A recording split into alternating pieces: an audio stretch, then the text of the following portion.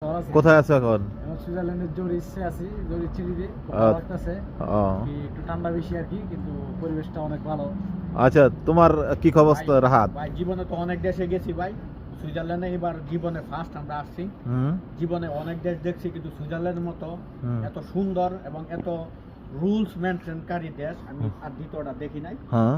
আমি সুইজারল্যান্ডে আসার পর আমার মন চাইছে আবার যদি ভ্যাকেশন পাই আবারও আসবো ইনশাআল্লাহ। যারা আসার ইচ্ছুক তাদেরকে বলবো জীবনে একবার হলেও যাতে সুইজারল্যান্ডটা দেখে যায়। আচ্ছা, আমি কিন্তু বলে ভাই তোমার মারুফ ভাই কিছু কইবো? আমার অভিমত হচ্ছে, সর্বপ্রথম তো বন্ধু বান্ধব সবাই মিলে একসাথে দেখা হয়েছে, সবচেয়ে ইম্পর্টেন্ট। আর বিশেষ করে অনেক আগে থেকে একটা স্বপ্ন ছিল যে সুইজারল্যান্ডে অ্যাটলিস্ট একবার হলেও আসবো। তো ফাইনালি স্বপ্নটা পূরণ হয়েছে বন্ধু বান্ধবের সাথে।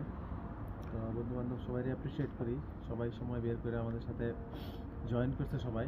ইনশাল্লাহ আবার হবে, আরও ফ্রেন্ড সার্কেল আছে যারা সবাই মিলে একসাথে দেখা করবো ইনশাল্লাহ। আচ্ছা, অ্যাটলিস্ট আমার তো সুইজারল্যান্ডে প্ল্যানিং ছিল আসার, কিন্তু এখন ছিল না। আমার প্ল্যানিং ছিল কিছুদিন পরে আসবো, কিন্তু যখন আমার মারুফ ফোন দিয়ে বলছে যে সুইজারল্যান্ডে যাবো, তুমি আসো, তো মারুফ বললে তো আর কিছু না করতে পারি না, সো হয়তো আমার ভাই। তো আবার আমার একটা ছোটো ভাই নুরুল্লাহ কক্সবাজার থেকে আসছে, তুই আসছিস রাহাত।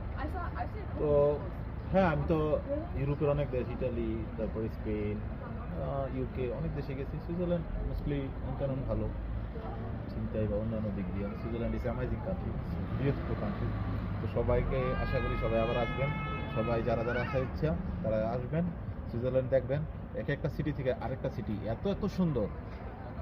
তো এইটাই, সবাই ভালো থাকবেন আর দুজন রাখবেন। ওকে, আল্লাহ হাফেজ।